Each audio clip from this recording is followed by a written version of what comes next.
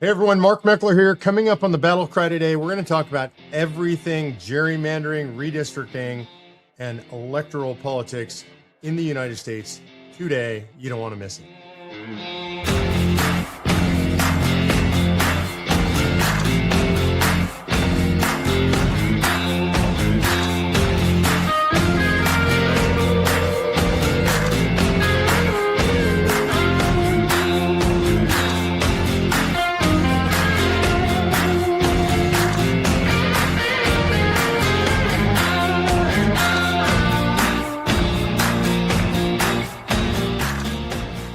Hey everyone, my name is Mark Meckler. Welcome to this week's Sunday Night BattleCry. I'm so glad you're here. It's kind of my favorite time of the week. I love Sunday anyway because it's my Sabbath day. The family tries to take off every Saturday night from sunset, every Sunday sunset. So obviously we're after sunset, so we can be working here. It's good. We're back in the saddle. We're ready to go. Hey, I want to remind you of our Veterans Coalition push. We have a lot of veterans involved in Convention of States. When I say a lot, like I really mean a lot. So far, over 337,000 veterans have signed the Convention of States petition. That's an incredible number. You guys take the oath, and it never expires. And when you sign that petition, you renew that oath because you're fighting for the Constitution against all enemies, not just foreign, but in this way, you're fighting against the domestic enemies. So I encourage you, everybody sign the petition. But if you're a veteran, especially get out there, sign that petition, indicate that you're a veteran when you do that, because the goal is, in the month of May, we're going to make it over 350,000 veterans who are part of the Convention of States movement.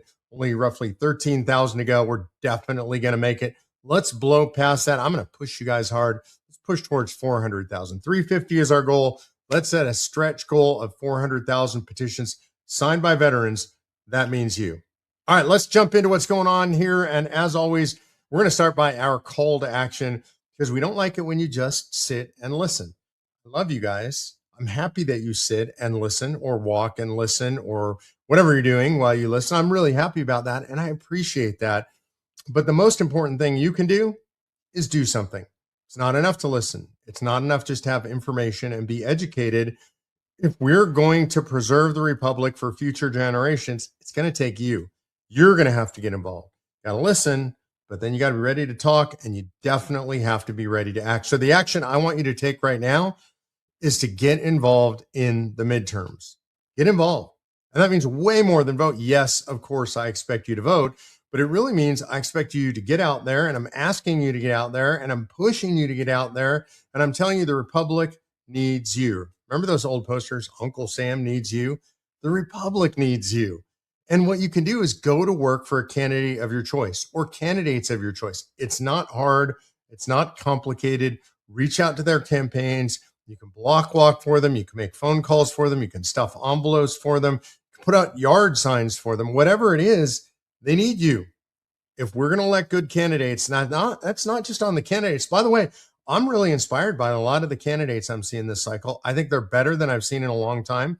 I think you Republicans are doing a good job of choosing your candidates. If you've done that already in your primary, congratulations. We're seeing most of what I would consider the crazies are not winning the elections. Real rational conservatives who profess conservative values, who live conservative values, seem to be winning most of the elections. They're good candidates. Now it's up to you to push them across the finish line. So the battle cry for this week, go out, get involved, and actually physically support the candidates. All right, so that's our call to action. I want to move to local news, or I should call it state-based news. There's so much stuff going on in this cycle, in this news cycle this week. It always seems like, I remember I used to complain because the news cycle moves so fast that every week it was a news story. Then it was every day it's a news story. Now it seems like it's every hour is a news story. It's a little bit crazy. I have to live in that cycle. Hopefully you don't. I don't think it's healthy really for average people to live in the news cycle like that, but it is my job. So by the way, if I look a little rough to you today, I feel a little rough today. I didn't shave. I didn't put on any kind of nice clothes for you. I'm wearing my Live Free or Die shirt. I hope you guys like that. You can get them at conventionofstates.com/store. The reason I look a little rough around the edges, I think I do anyway, is because right as I was getting ready to come into the studio, I was grabbing some lunch. I was making my own. I'm really a high protein guy, so I was having some eggs and having some guacamole, having a little bit of cheese on it, counting all the macros, making sure I'm being super healthy, doing everything to live a long time so I can keep serving you guys in the fight for liberty. And then I went back to the refrigerator because I knew in the refrigerator was a beautiful tub of freshly made salsa picante. I'm talking nice and spicy with chunks of jalapeno in it, and white onions in it. I like just perfect, exactly like I like it. And I opened the door and it slid out and landed on the floor and went boom. Ever have that happen? I'm sure you had it happen. By the way, that's my third time this week. Probably says something about overstuffing my refrigerator and being a guy and not doing a good job of putting things away. I'm sure has something to do with it. Kaboom all over the floor. I might have said a few expletives that I won't repeat here on the air. But anyway, producer G texted me and said, "Are you ready to go?" And I was like, no. There's stuff everywhere. I had just mopped the floor. So everything was clean. Real life. You know why I tell you these stories? Because it cracks me up when we see people on TV or on their Instagram videos or whatever. Life is so perfect. Like, they look beautiful. The hair is perfect. The makeup's right. The guys are shaved and the hair, every hair in place, all that stuff. Lighting's perfect. It's like they live perfect lives. They don't. They're lying. It's not true. They got messes. They got problems. They got stuff falling out of the refrigerator on the floor, just like everybody else. And the reason I want you guys to know that that stuff happens to me is not because it's funny, but it is funny, actually. That's not the reason. It's because I'm just like you. I'm just a grassroots guy. I want you to understand I live a grassroots life, make my own lunch, I drop stuff on the floor. Producer G has to wait for me a little more often than I'd like to admit. But that's just the stuff that happens. By the way, lunch was delicious, really delicious. If you're trying to avoid carbs like me, they make these egg white tortillas. They're not really tortillas. They're fake tortillas, but they're as close as you're going to get to a tortilla when you're cutting out the carbs. So try those. Anyway, enough about my lunch escapades and mishaps. Let's talk about politics. The first, I think, and most important thing that happened in the news this week is the Virginia Supreme Court stood up against the ridiculous attempts of Abigail Spanberger and their legislature to gerrymander Virginia in a way that takes the seats from 5 to 6 in Democrat favor to 10 to 1 in Democrat favor. And it's not that you're not allowed to do this. They are allowed to do that according to their constitution and according to recent Supreme Court decision in Clay. But there's a particular process that's specified by their constitution. They clearly did not follow that process because they were just trying to ram this thing through. And the lower court had stopped them from ramming it through. And the Supreme Court had said, absolutely not. You failed to follow the procedure and the process. So you are down. So that is a bunch of Republican seats protected in the upcoming election right now. Look, my opinion is I have no doubt that Virginia is going to do this gerrymandering. They're going to do it right. They're going to take the time. And also another way they can do it is packing the Supreme Court. The legislature chooses their Supreme Court justices there. Justices are for a 12-year term. So as they term out, if you continue with a left-leaning legislature there, then they're going to appoint left-leaning justices. Eventually, they're going to pull off this entire gerrymander. They could also, if they wanted to be radically aggressive, they literally have the ability in their next session, they can pack the Supreme Court there. They can add justices to the Supreme Court legislatively. So they can redesign the Supreme Court. They can add as many as they want. And then they get to appoint those justices. So that's another way if they want to be really radical. If they're going to do that, I presume they'll wait until after the election so they get some clear playing field, right? And so the memory won't be there as we move into the next election of the radical thing that they did. But Spanberger, radical, like that, right? She promised to be a moderate. She governs like a radical. I do think they'll try to do that. But that's a really big deal. And so the fact that it was voided by the Supreme Court, I think that's super wonderful.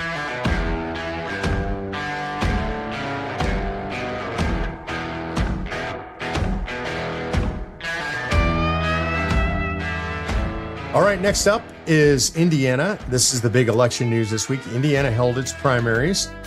No surprise, Republicans did well in Republican primaries. You would expect that. Here's the big news. Is that Trump endorsed 7 candidates in the Republican primaries in the Indiana Senate. And these were all challengers, not incumbents. So he endorsed challengers against incumbents. He endorsed seven, I think it was seven, no, eight of them. Yeah, eight he endorsed, seven of the eight won.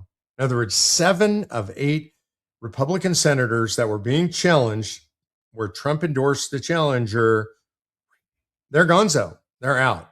Now, a lot of people could say that's because the Trump endorsement is so good. And I do think there's still some truth to that. Trump endorsement in Republican states, Republicans like Trump. It does a lot of good for people. But I don't think that's the fundamental thing. The fundamental thing is these folks voted against redistricting. So I feel like what they got a lesson in is telling the time. What time is it? It's time to play hardball politics. Why do I say that? Because Democrats have been redistricting forever, literally forever. Look at the Northeast, the proportion of Republican votes available in the House of Representatives, Republican seats, compared to Republicans in the state, it's so out of whack because the entire Northeast has been massively gerrymandered forever.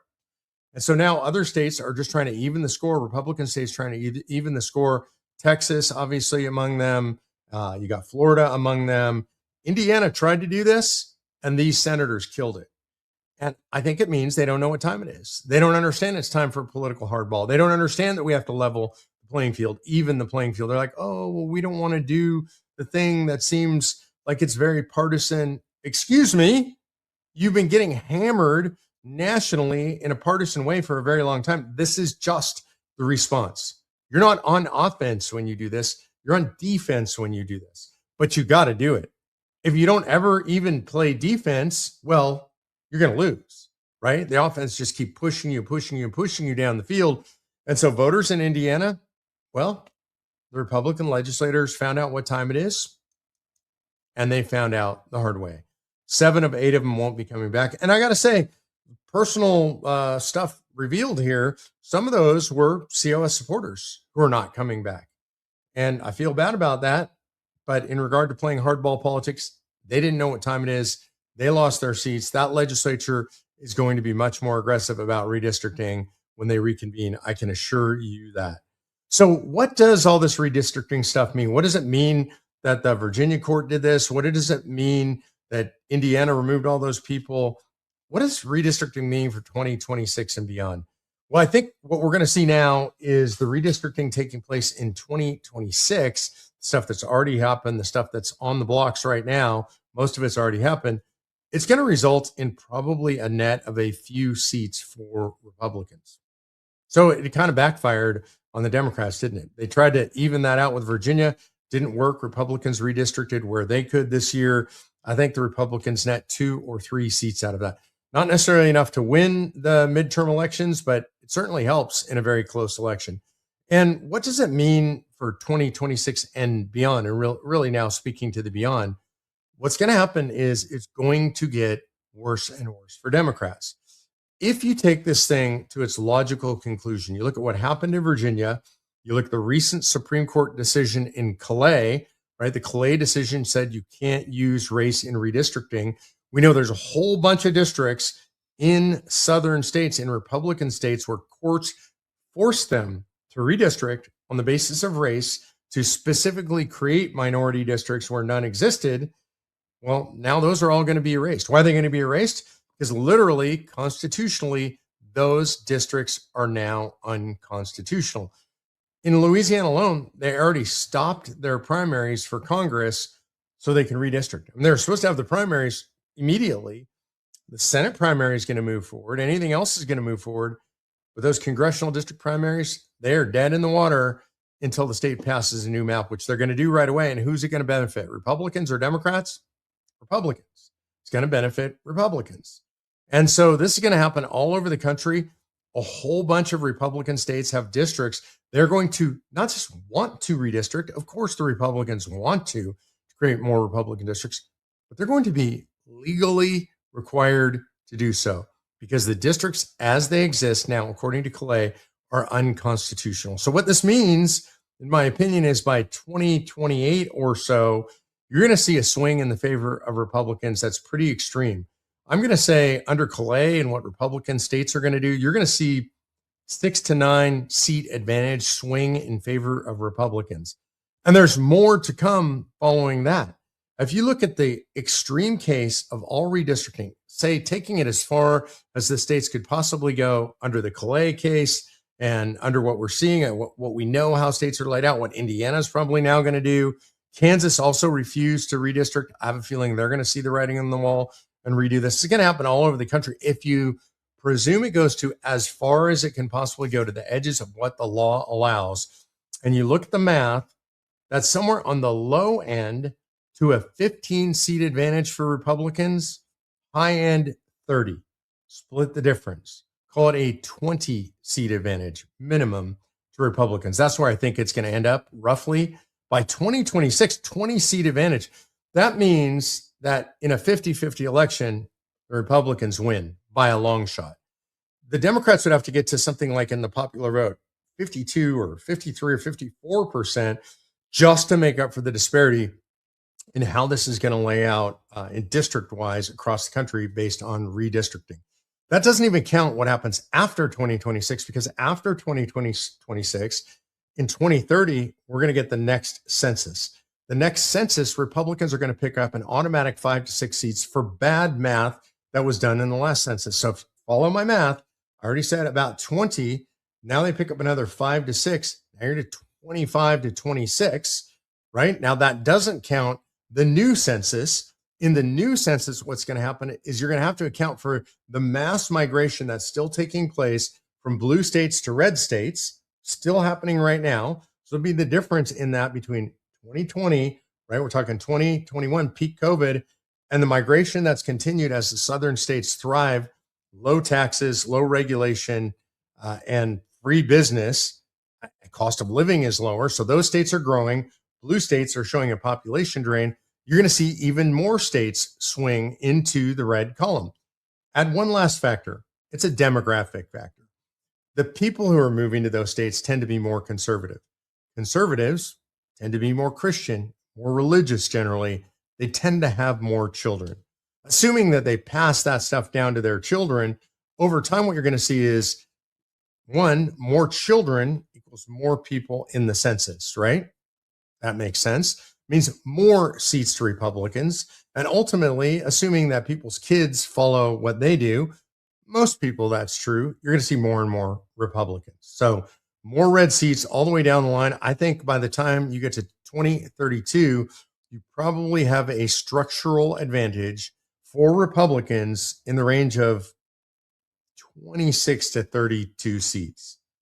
Can't overcome that. The Democrats cannot overcome that as they are currently constituted. They'll have to reinvent themselves as a party. They'll have to dramatically moderate.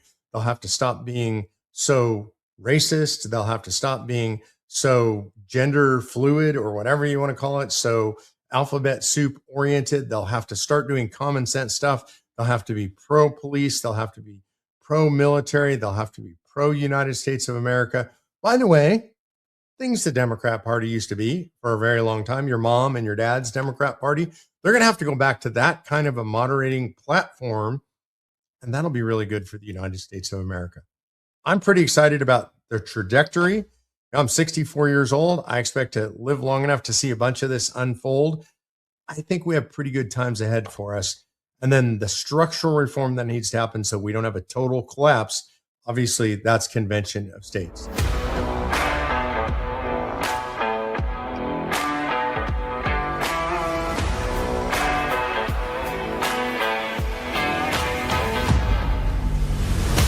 Now, in other domestic politics, because you just got to bring this up, apparently longtime Virginia State Senator Louise Lucas, she's the Senate pro tem, which means she's the second in command in their Senate.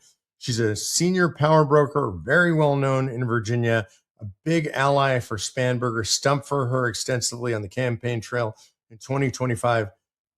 I'm so shocked.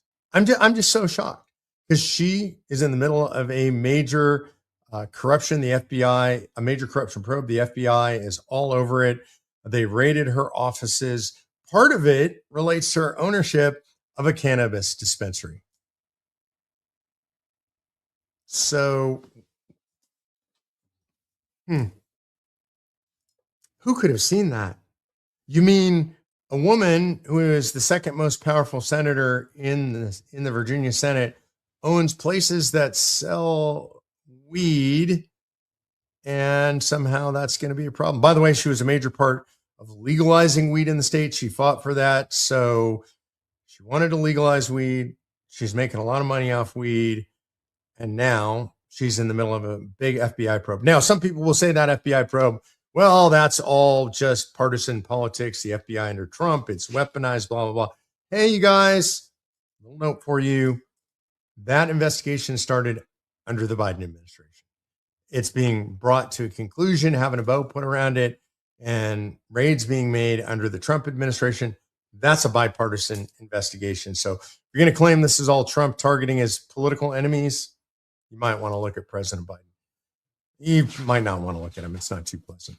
In other domestic news, 115,000 jobs were added by the U.S. economy in April. That's double what they estimated. So that's incredible. The economy is actually sort of cranking along, doing really well. Stock market's doing pretty well. Oil price high, but pretty stable. But consumer sentiment's down. It's down near all-time lows. I think the last 2 months have been all-time lows. So why the disparity? It seems like the economy is doing pretty good, but consumer sentiment way down. So what's the issue there? I think there are a couple of issues. One is consumer sentiment is driven a lot by price at the pump. And price at the gas pump, well, you fill your car, I fill my car. Price at the gas pump is way up. And so the Iran war is absolutely having an effect on consumer sentiment. And then I would add to that, when the price of fuel goes up, the price of everything goes up. So people are feeling it in their pocketbooks. That's a genuine, real thing. We should never discount that. When people feel financial stress, then they're not usually too happy about what's going on in the economy. That's what we're seeing right now. My personal opinion, it's worth some sacrifice for what we're doing overseas right now. This is really important. It resets the global geopolitics for decades, generations to come. I think it's a really great thing. The price of oil will come back down.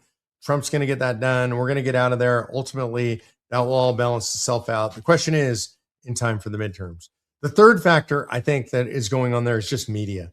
The media just lies and lies and lies. They tell the people constantly that things are more expensive than they are. Gavin Newsom claiming $6 a gallon gas is the federal government's fault. It's Trump's fault.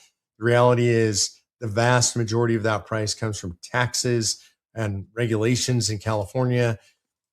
He lies. The media amplifies that lie. The media says the economy is bad. The media says people are suffering. They get that perception. That's how they report it. Just telling you, hang in there. What we're doing overseas is incredibly important geopolitically. Your kids and your grandkids will thank you for whatever sacrifice you're making now. I'm not saying there's no sacrifice. They will thank you. And then we'll thank President Trump. In Iran news, because we got to do Iran every week still, the UAE, United Arab Emirates, has now directly entered the conflict. That's right. So you have an Arab nation fighting against Iran. They're all aligned against Iran, but now we have one actually coming into the fighting. And Iran is now threatening further attacks on the United Arab Emirates. Look, I'm actually happy about that. Finally, somebody else has the stones to help. We're doing what everybody knows needs to be done. We're freeing up the Straits of Hormuz. Everybody knows it needs to be done. Everybody knows that the mullahs have been terrorizing the region and the world for 47 years. Nobody will get involved. The Europeans, where are the Europeans? Where are they? Oh yeah, they surrendered, because that's what they do. They surrendered before the fighting even began. You got Starmer in England. You got Merz in Germany. These guys are weak and pathetic. You got Spain, which Spain now seems like it's going back to full-blown Nazism, only under the caliphate. Not sure I understand exactly how that works, except for the greater caliphate during World War II and Nazism were kind of like this. So Spain, I think is a mess. Europe's a mess. Like I love my European friends, and I got some good conservative European friends. I don't know if it's too late to save them. I hope it's not too late to save them. All right, in COS news, both Tennessee and Missouri passed their 34 ready legislation by overwhelming majorities. What does it mean? It means that they're passing legislation talking about, number one, how do they pick their delegates? And Winston wants you to know. Number two, what happens if the delegates do something they're not supposed to? Now, I don't think they can, but some people are worried about that. And so this sets penalties, sometimes felonies, sometimes they go to prison, sometimes financial penalties. So why is this a big deal? Why am I so excited about that? I'm excited because you have naysayers going, no, we can't do this. We're scared to do this. We're cowering in the corner so we don't use the Constitution. Meanwhile, states are like, nope, we're going to do this. It's not whether we can, whether we should. It's we're going to.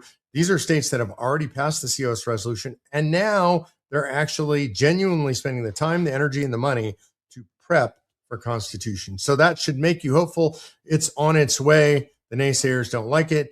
And speaking of the naysayers, you got to ask yourself, I'm asking myself, why is Eagle Forum, the John Birch Society, Concerned Women for America, why are they playing footsie with the radical left on the issue of COS? They are. They use the same talking points as Planned Parenthood, La Raza, MoveOn.org, League of Women Voters. They're basically all the communists, all the pinkos, all the anti-Americans, all the baby killers, all the defund the policers. Yeah, I'm not kidding. Eagle Forum, John Birch Society, Concerned Women of America, all using the same talking points that Planned Parenthood used. They're playing footsie with all those groups. I've had enough of it. They're acting in a very anti-American, anti-constitutional way. I don't have an explanation. Maybe you ought to ask them if you know anybody in those groups, because pretty much every mainstream conservative in America disagrees with their position. I don't know why they're taking that position, but we're not backing down. They can play with the left all they want. We won't ever play with the left. All right, let's move to Q&A. Before we do, I want to remind you to like the video, subscribe, ring the bell, scream out your window, whatever you got to do to make sure you get notified when there's more BattleCry content. We don't want you to miss it again. Don't forget to sign the open letter to President Trump, conventionofstates.com/Trump. Veterans petition push. I started with that. Got to get over that 350,000 number. I'm going to push you to 400,000 now. We're at 337,000. So let's keep it going. All right, now for Ask Mark Anything. I do mean anything. I loved it last week. Producer G got creative with AI. So let's see if our actual viewers are as creative as AI. Corey Meyer says, if you could join the founding fathers in writing the Constitution, what changes would you make, if any? Let's see. I think the first thing that I would have done, I shouldn't even say the first thing, but I would have definitely put the Bill of Rights in it. I mean, this is what George Mason said. The Bill of Rights should have been in there. That's why George Mason didn't sign it. So I think that would have been a big deal for me. I would have probably voted for with Mason not to move forward without having the Bill of Rights in there. Is there any other change I would have made? I guess I would have just been more clear about the 17 enumerated powers. I mean, I feel like it was clear, but somehow we should have been more clear. 17 enumerated powers and no more. Federal government may do absolutely, completely, totally nothing else other than these 17 things. And if you want to expand them, the court may not expand them. It has to be done by constitutional amendment. Julie Baker says, you're right about cost per egg, but that's not the point, is it? We've had chickens for 12 years and we love it. They are calming. I love the chickens. I know it's crazy.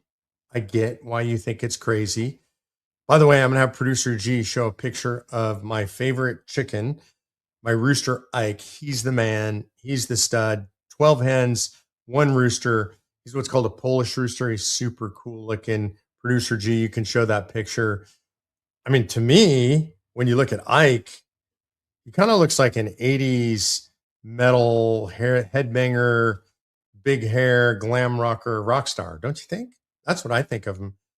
Producer G, show the next picture because this is how I think of Ike. So yeah, Julie, they're calming, they're fun, they're silly. Cost per egg is ridiculous, but I love it anyway, and I love eating eggs like that. Oh, one more thing I forgot to do. You know, I always try to give an AI tip every week. I didn't put this in my list. I did remember this. So if you're using AI, there's a method that I love to use with AI. AI will give you a lot of detail, like a lot of detail when you're asking questions. Sometimes you get buried in detail. I tell AI that I wanted to use the bluff method. One of our veterans taught me this. Bottom line up front, bluff, B-L-U-F. So what I want is give me the bluff, one or two sentences, and you can give me any detail you feel like I might need afterwards. Then I can read that bottom line if it's all I want. I don't have to read everything else it says. If I want more detail, I can read everything else it says. This is how to make AI make you more efficient. I'll give you one more tip. This is something that I did last night. There was a video I was really interested on that was on X talking about actually a way to use AI. It was a 30-minute video presentation. I don't know about you guys. I don't have the patience usually to sit and watch a 30-minute video explanation. So I had AI create a transcript of it and then summarize for me what it was. And ultimately what AI told me is, yeah, it's not really what it said it was. It's mostly just clickbait. You don't need to watch it. So I didn't have to watch it. It took about 3 minutes to do that instead of 30 minutes to watch it. So what that means is I got 27 minutes of my life back to spend with you guys. That's the end of the battle cry for this week. God bless you guys. I love you. And we will see you next week on the battle cry.